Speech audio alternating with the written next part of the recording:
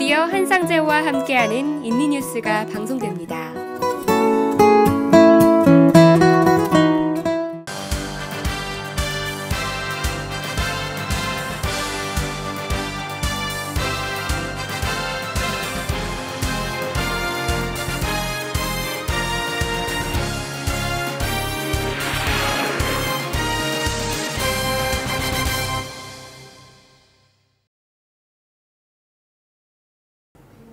네, 여러분 안녕하십니까? 한상재입니다. 주간 뉴스를 시작하기에 앞서서 지난주 제가 전해드린 6.25 65주년을 68년으로 정정합니다. 누굴 닮았는지 자꾸 숫자가 틀리고 있는 것 대단히 죄송합니다. 여러분이 잘 아시는 것처럼 지금부터 68년 전이죠. 6.25 6월 25일 새벽 북한의 김일성이 소련의 사주를 받고 중국의 모택동의 도움을 받아서 남침을 시도했던 전쟁, 즉 코리안 워라는 것을 상기하면서 7월 2일 월요일 한상재와 함께하는 인도네시아 주간 뉴스 브리핑과 해설을 시작하겠습니다.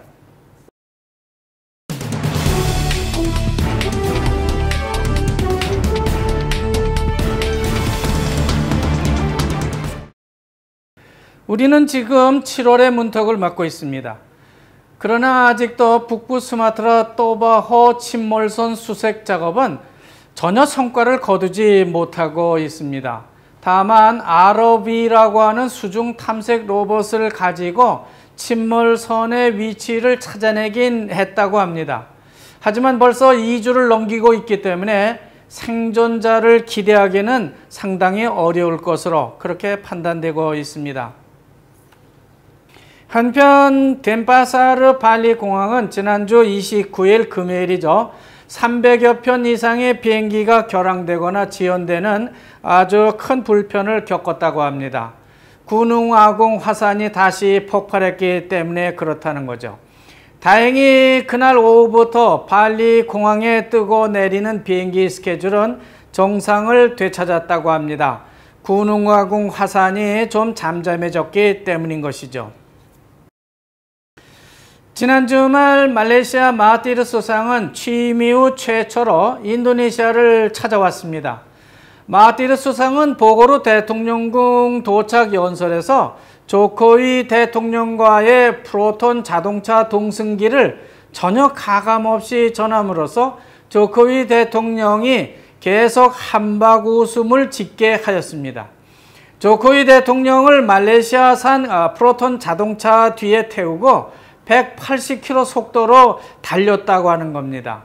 그렇지만 조코위 대통령은 마하티르 수상이 직접 운전을 해줬기 때문에 안심을 하고 갔다고 하는 것이죠.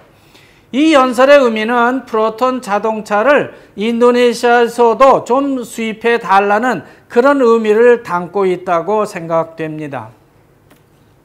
한편 인도네시아 입장을 대변하고 있는 조코위 대통령은 지금 말레이시아에 나가서 일하고 있는 떼까이와 그 자녀들을 위해서 학교를 좀 세워줄 것을 마하티르 수상에게 주문했습니다. 이 문제에 대해서 마하티르 수상은 적절히 조치를 하겠다고 화답을 하면서 그것보다 더 시급한 문제가 있다면 양국 간의 현안 중에서 CPO의 대유로 수출 문제가 아닌가 하는 그런 점을 꺼내 들고 있습니다. 인도네시아와 말레이시아가 힘을 합쳐서 파모일 수출 문제를 좀 해결해 보자고 제안을 하고 있는 겁니다. 지난주 27일은 인도네시아 지방자치단체장을 뽑는 선거일로 임시 공휴일이었습니다. 그러나 인도네시아 선거 개표는요, 상당한 시일을 요하고 있기 때문에 출구조사만이 유일한 선거 결과를 가늠해 볼 수 있는 뉴스라고 볼 수 있습니다. 하여간 출구조사만 보면요, 남부 스마트라와 동부 칼리만탄 두 곳만 접전이 나타나고 있고요. 서부 자와와 중부 자와, 동부 자바는 아주 확정적으로 결정이 나고 있습니다. 또 북부 스마트라와 서부 칼리만탄 그리고 남부 슬라베시의 경우도 거의 당선자가 확정됐다고 볼 수 있겠습니다. 한마디로 이번 지방자치단체장 선거는 우리나라 더불어민주당이 싹쓸이를 한 것처럼 조코위 대통령 정부와 빼대빼당의 승리를 가져왔습니다. 국민들이 조코위 대통령 정부에 아주 큰 신뢰를 보인 것이라고 볼 수 있겠습니다. 반면에 그린드라당과 빼까베, 판당은 참패를 면치 못했다고 볼 수 있습니다. 서부자와는 나스뎀의 리드완 까밀 전 주지사가 재선에 성공했고요. 중부자바도 빼대빼당의 긴자르 뿌라노 전 주지사가 재선에 성공하고 있기 때문입니다. 동부자와의 경우도 사실상 조코위 정부의 승리라고 볼 수 있습니다. 그것은 조코위 정부에서 복지부 장관을 지낸 바 있는 코피파 인다르 씨가 골가르당을 등에 업고 압도적 승리를 하고 있기 때문에 그렇다는 겁니다. 하지만 내년 대선을 위한 각 정당들 간의 물밑 접촉을 보면은 상당히 어지러울 정도로 계속되고 있는 걸 볼 수 있습니다. 대체로 조코위 대통령을 미는 여당 그룹과 브라보 수비안토를 미는 야당 그룹으로 갈리고 있는데, 이런 구도에서 지난주 줄키플리 하산 엠펠 의장이자 판당의 총재는 브라보 수비안토 총재를 만나서 저울질을 하고 있습니다. 한편 유습 갈라 부통령은 데모크라당 총재인 SBI 전 대통령을 만나서 연합 문제를 타진하고 있는 걸 볼 수 있겠습니다. 여기서 우리는 차기 대선에서 판당과 데모크라당이 매우 중요한 변수가 될 수가 있다는 것을 알 수 있습니다. 그렇기 때문에 판당이나 데모크라당은 어떤 정치적 이슈를 공유하기보다는 자기 당에서 미는 부통령 후보를 줄 것이냐 아니냐를 놓고 줄다리기를 하고 있을 것으로 생각됩니다. 판당은 당연히 줄키플리 하산 그 자신이고요. 또 데모크라당은 SBI 전 대통령의 아들 AHY일 것입니다. 그렇지만 빼대빼당이나 그린드라당 모두 부통령 후보를 지금 당장은 확정할 수 없는 그런 사정을 가지고 있기 때문에 정당들의 내고 작전은 앞으로도 계속될 것으로 예상됩니다. 인도네시아를 방문했던 일본 고노 외상이 일본 정부가 서부자와주 수방군 북부 해안가에 건설하고 있는 빠팀반 항구의 조속한 완공을 기약하고 있습니다. 빠팀반 항구는 까라왕 주변에 있는 일본 공단에서 지금 생산 중에 있는 일본 자동차들의 수출 기지로 매우 중요한 역할을 할 것으로 보고 있기 때문에 조속한 완공을 기대한다고 말하고 있는 겁니다. 지금 현재 빠팀반 항구는요, 기반 공사를 하고 있는 중인데요. 곧 항구 진입 도로하고 전기 시설 그리고 항만에 필요한 부대 시설 등을 갖춰 나갈 것이라고 말하고 있습니다. 그렇게 되면은 자카르타까지 막히면서 제품을 운송하지 않아도 될 것이기 때문에 서부자와 공단 기업들의 제품 수출은 이 항구를 통해서 수출하게 돼서 큰 도움을 받게 될 것으로 그렇게 전망하고 있습니다.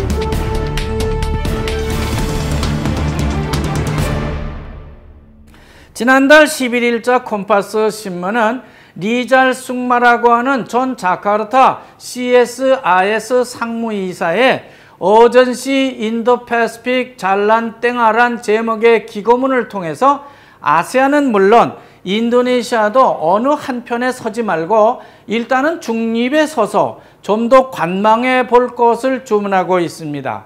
말하자면 미국 측도 아니고 중국 측도 아닌 외교적 중립 자세를 취하는 게 좋겠다는 의견을 내고 있는 겁니다. 여기서 인도패시픽 라인인 국가들을 한마디로 인도네시아에서는 쿼드라고 부르고 있는데 이건 미국, 인도, 호주, 일본이 정치 경제적으로 협력을 해서 중국의 1대1로 외교 노선의 확대를 좀 더 차단해 보자고 하는 일종의 무역 안보 동맹을 의미하고 있는 것입니다.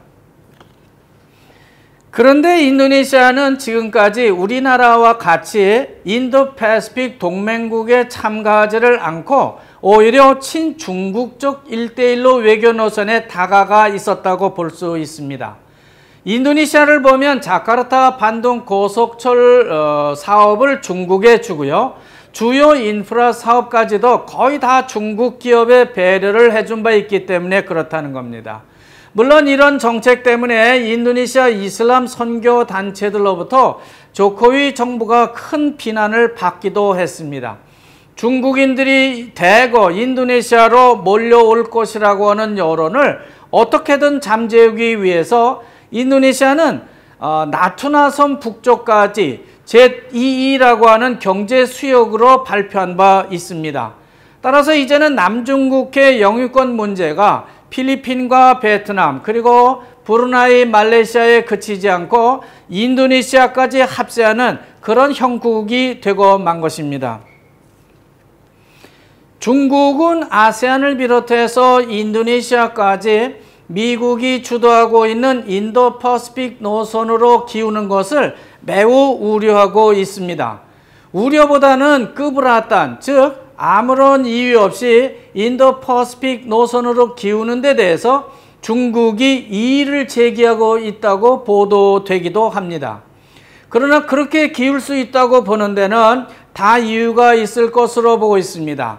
먼저 아세안 국가들만의 정치 경제 협력에는 한계가 있을 수 있고요. 자칫하면은 아세안 국가연합이 주도권을 상실할 수 있다고도 보고 있는 겁니다. 또 지금 아세안은 의장국 순환 제도를 채택하고 있기 때문에 자칫하면은 아세안 단합이 깨질 수도 있다고 보고 있기 때문입니다. 그런 아세안의 입장을 잘 아는 조코위 대통령은 지난 6월 초 싱가포르 아세안 국가 정상회의에서 아세안 지역 공동체 안에서 아세안의 공동 이익을 위해서 노력해야지 어느 한편으로 기울어선 안 될 것이라고 강조하는 그런 연설을 한 바 있습니다. 일단 아세안은 아세안의 단합을 위해서 노력해야 하고요.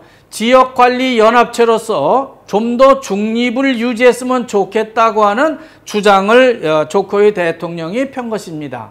따라서 인도네시아는 미국의 인도태평양 라인에도 서지 않고 그렇다고 중국의 1대1로 노선에 서서도 안 될 것이라고 이렇게 주장을 하고 있는 겁니다.